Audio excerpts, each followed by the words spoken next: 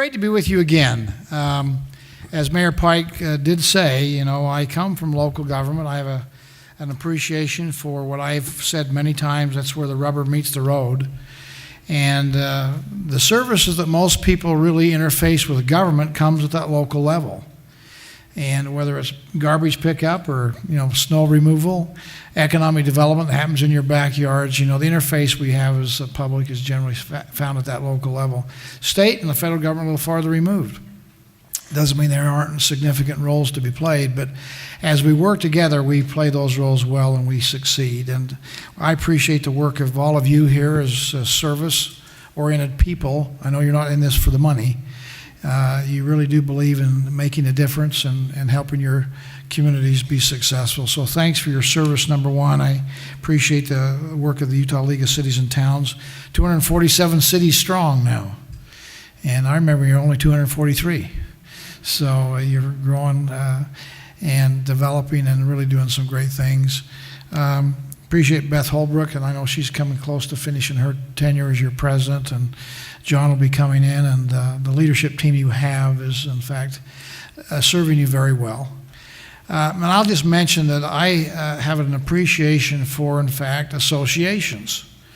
My association was with the Utah Association of Counties, and again, the county voice being united on issues that we have similar cause and concern.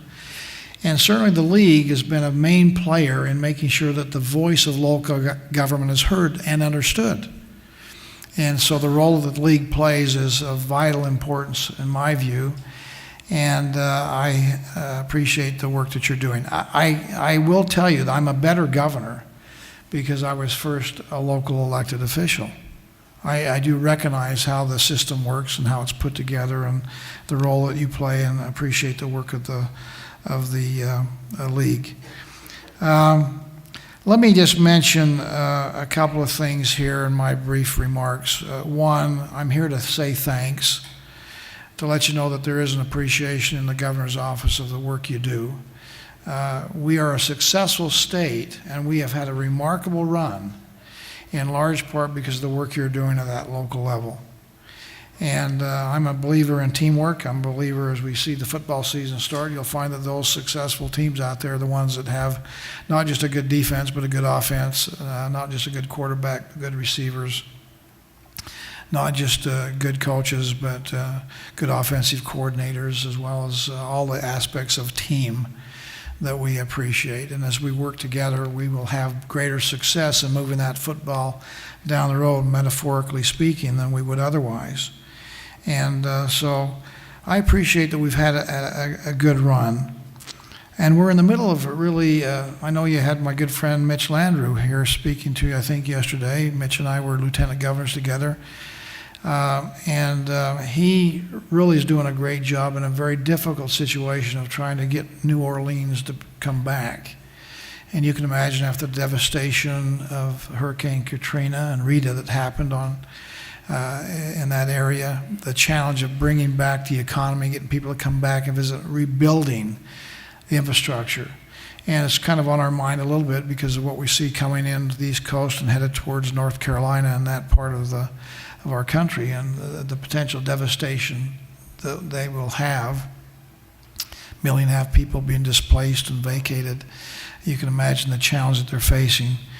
And again, that mostly is going to happen at the local level. We have what we call a Be Ready Utah program that I started after meeting with Mitch Landrieu and flying around New Orleans and taking a look at the devastation that happened there as New Orleans virtually filled up like a bathtub. It was just kind of the dikes they have around there, and when they had that pierced in those holes and the ocean just kept coming in, and having elevations where as we went down the streets you could see the high water mark, which was higher than the semaphores. So when they were going through boats, they had to actually duck to get, that's how much water had filled up the streets, 15, 20, 25 feet high. And Mitch and I went around and I talked with him about, what have you learned? Because I'm going to go back to Utah where we don't think something like this will happen, but we have maybe our own potential problems, like an earthquake, fire, of some kind. You know, we've had our forest fires and wildfires. What can we learn? And out of that, we came up with what we now call the Be Ready Utah program, which came in large part as help to develop that from the league, from the local government people saying, here's what we need to have happen. Understand the first responders come from you. That's the way it is, and that's probably the most effective way. First responders arrive on the scene. Cities, counties have that responsibility. State has a role to play in backup and coordination, and some ability to help fund and defray some costs. And then the federal government comes in later. They can't be there first, but they have an opportunity to help with some costs. And we put this together saying we ought to have families, individuals be prepared first in a 12-step program, local communities, governments to be prepared, and where's the state role and where's the federal role. And then we went to businesses and did the same thing, went to our schools, did the same thing. Be Ready Utah was, in fact, such a success that we actually have taken it to FEMA, and they've incorporated aspects of the Be Ready Utah program in their own emergency management program. That came out of my relationship and going down and meeting with Mitch Landry before he was mayor of New Orleans, but was lieutenant governor, and the success we've had here in Utah, in large part because of your good work. And so just an interesting connection with one of your speakers on what we're doing here in Utah. I'm reminded of a comment that I've used times before. It's from Abraham Lincoln, who one of our great presidents, maybe the greatest of all time, certainly in the top 2 or 3 in my mind. But he said this, if you're going to have to go out and chop wood, you give me 6 hours to chop wood, he said, I'm going to spend the first 4 in sharpening my axe. Now, he wasn't talking about chopping wood. He was talking about the importance of preparation, anticipating, what you're going to be doing in the future and what the preparation it takes to get ready to do the job. 6 hours to chop wood, I'm going to spend 4 hours sharpening the axe. Again, that's what you do with this organization here. Your theme is Frontline of the Future. You are doing things today to be prepared for what's going to happen tomorrow, just like your predecessors have done. We're having great success today because of the good work of many that have gone before you. We stand on their broad shoulders and the work they've done in the past. We have better infrastructure, better roads, mass transit. We have better economies because of work that's been done previous. So we have the responsibility as we move forward here to understand that we need to take care of infrastructure and the challenge that we're facing here in the state of Utah. And, tomorrow is just right around the corner. It's going to happen quicker than some of us would like. But it's here, and we know we need to prepare for it. Again, we've had a remarkably great success in the state of Utah to the point that we're the envy of many in the country, economically. We have a great quality of life. The success we have is directly attributed to the great people that we all represent. We have really good people in Utah, good principles, good values. They elect people that reflect those principles and values, which helps us develop policy that reflects those principles and values, which are giving us really good outcomes. And we have in town today what's called the Council of State Governments. Some of you may be familiar with that organization. I happen to be the president of it. And we have a Western Regional group meeting today. And we met last night in a dinner reception, and some of the activities that they had during the day I was able to participate in. And it's interesting to me and somewhat flattering and certainly encouraging to have other people come and say, we noticed Utah. We see what you're doing on this issue, that issue.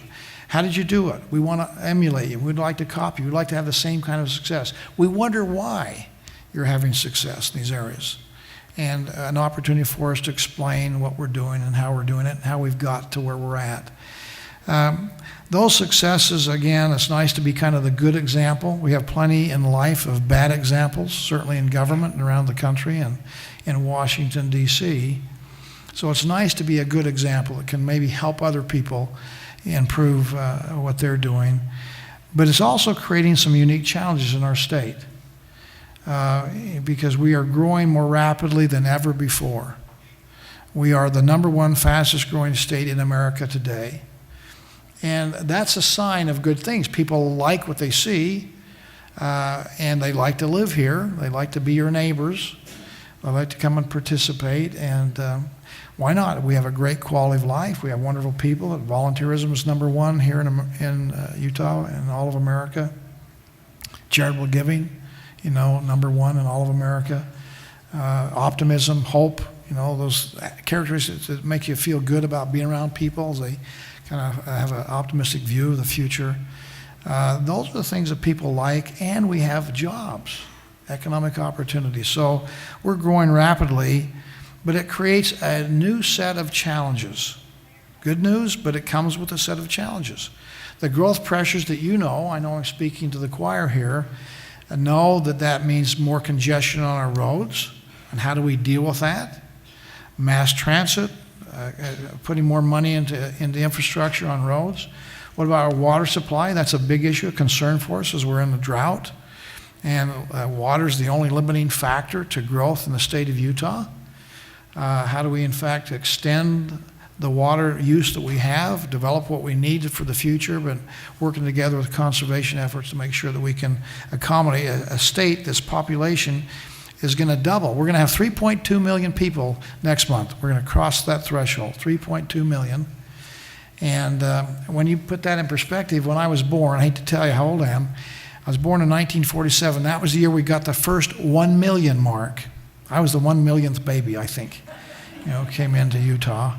And now just think, a few years later, we're now at 3.2 million, and we'll get to nearly 6 million people here in another 40 years. So we're growing. The graph shows growth is going to be part of our future, whether we like it or not.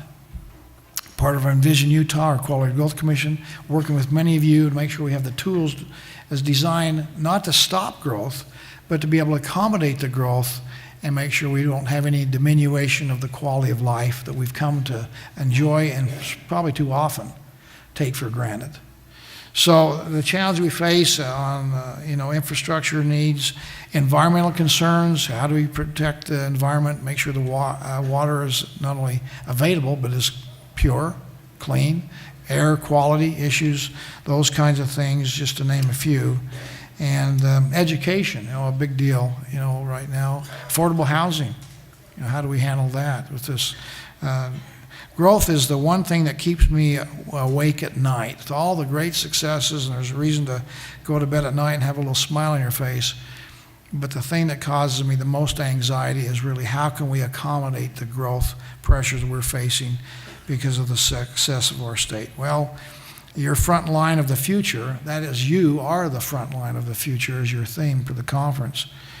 And there's many issues, and we need to be working on together. We need to have a discussion and a dialogue about many issues, but I'm going to mention three just briefly here and finish up my remarks. The three issues are land use, their infrastructure, and taxation.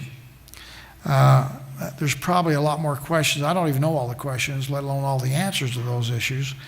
But there are some observations I'll share with you. And again, we need to have the conversation, and we look to work with you and the league and others on these really timely issues of import. Land use.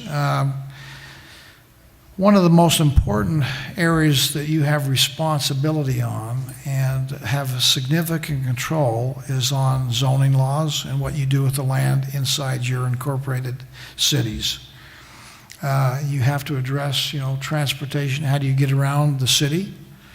How do we address congestion issues? Again, the environmental issues of air quality, particularly we see here in the Wasatch Front, but not just on the Wasatch Front, but up in beautiful Cache Valley or out in the Una Basin and other parts of our state where air quality is becoming a bigger issue, and what can we do about it?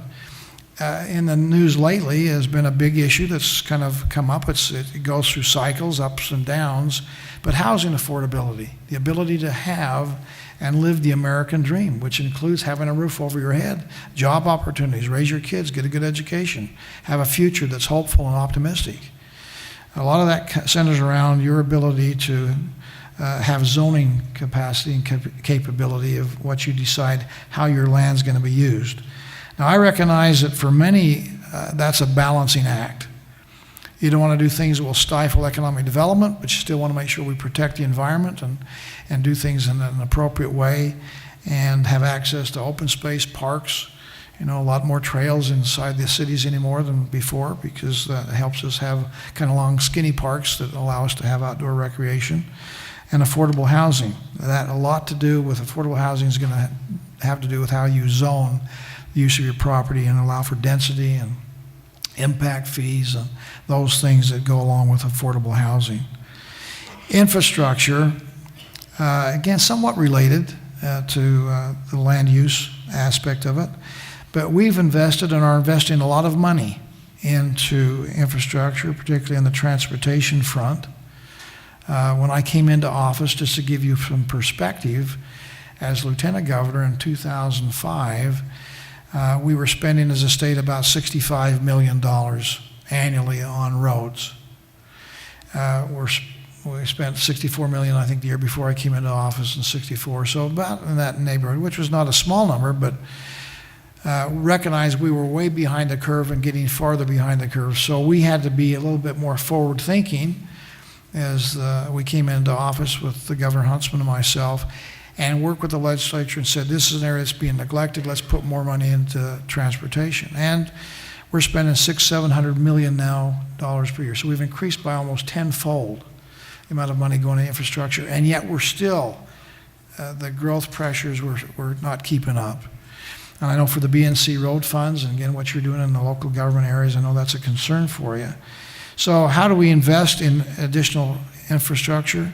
How do we, in fact, leverage what we already have? And that's not just roads, but sewer lines, water lines, making sure that we have our communities develop in an appropriate way.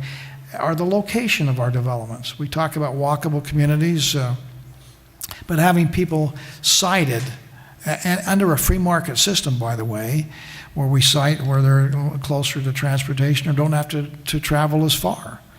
And that means probably pushing stuff off the Wasatch Front. I'm sure the marketplace will adjust to the market pressures, but we need to make sure we can accommodate the market so that the market pressures are not being stifled because of government intervention.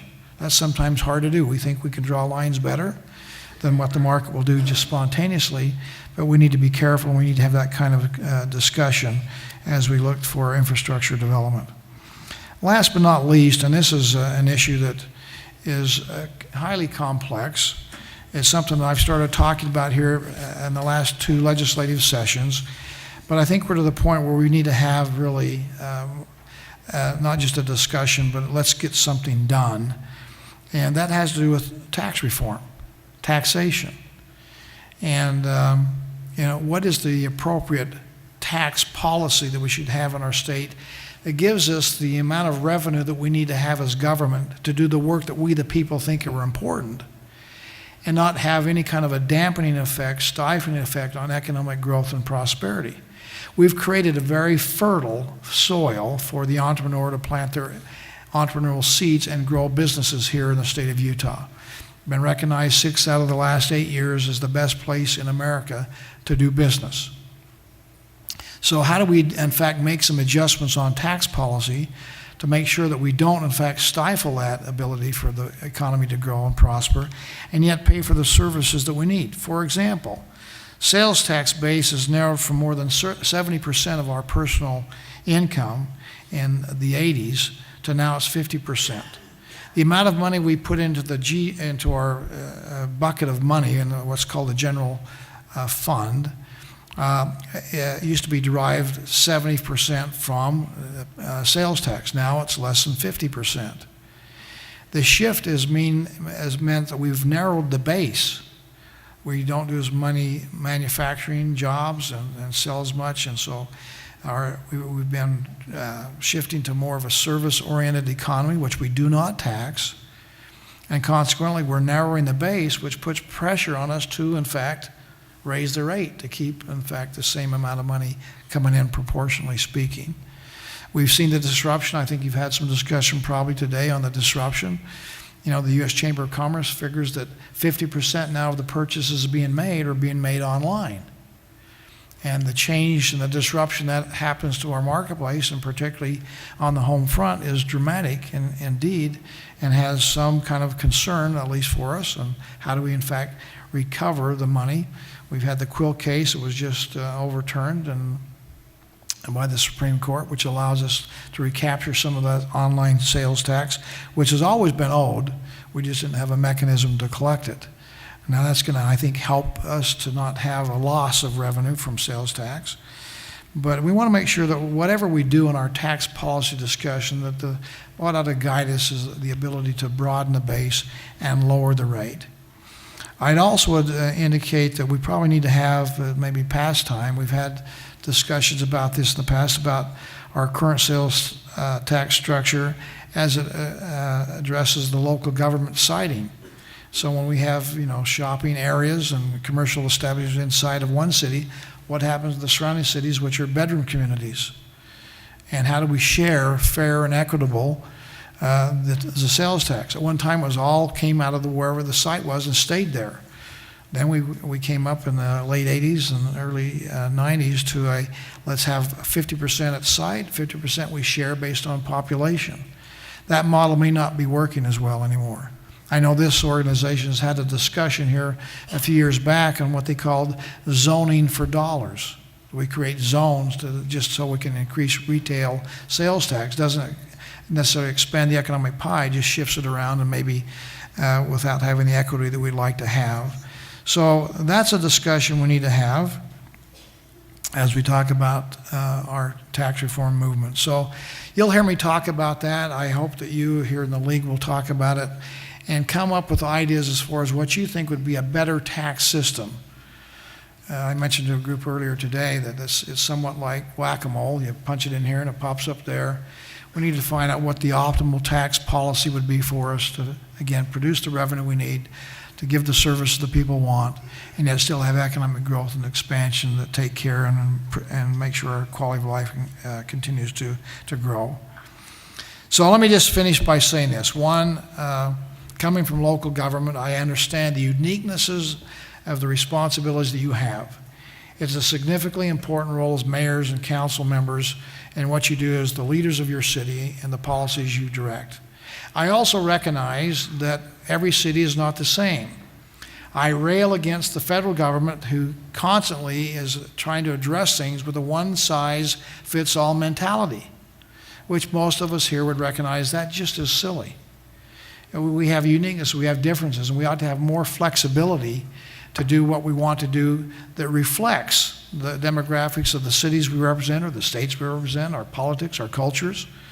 And so I hope that we in the state make sure that we never forget that when we develop policy, that we give you flexibility and understand the uniqueness of the cities that you represent. And make sure we don't get caught up in that mentality. Here's a policy and everybody will just fit fine, and when it doesn't. You have unique challenges out there. We need to understand them and address them. Again, I think that the solution we will have comes from collaboration. I've told you this before, you probably have heard me say this, but not only have we been named, we had a lot of accolades, but one that I really appreciate was the U.S. Chamber of Commerce named us 2 years in a row the enterprising state in America, which is like the best for business kind of thing. And they had 60 different metrics, and a lot of things they measured to determine who was the best enterprising state in America. But it was on the front page of the Deseret News, so I know it's true. It's in the paper. But the thing that they highlighted as they did their analysis was this. They said, Utah, #1 enterprising state in America. And they said one of the secrets of their success is that they found in their analysis that the spirit of collaboration and cooperation was found in greater abundance in the state of Utah than any place else in America. That's a tribute to our ability to work together, in spite of maybe differences, different maybe political philosophies, but finding a way to compromise and come together and find common ground. That's something we need to maintain and protect. We have people out there that want to polarize us and divide us. We're a state that's willing to work together in the spirit of collaboration and cooperation for the good of the whole and get good policy in place that elevates people's lives. That's why we have a slogan, Life Elevated, in the state of Utah. It's not just a slogan, it should be part of our culture, part of our way of life. So I think that our future is very bright as we go forward with this spirit of cooperation and collaboration. Your role is significantly important. I look forward to working with you together as we find solutions to the challenges ahead of us. I know the League of the Cities and Towns will be at the forefront in helping guide the executive branch as well as the legislative branch on developing good policies. So I thank you for your service and look forward to working together with you as we look to the future. And you're going to drive the future and help us to find a good destination to arrive at. Thank you very much.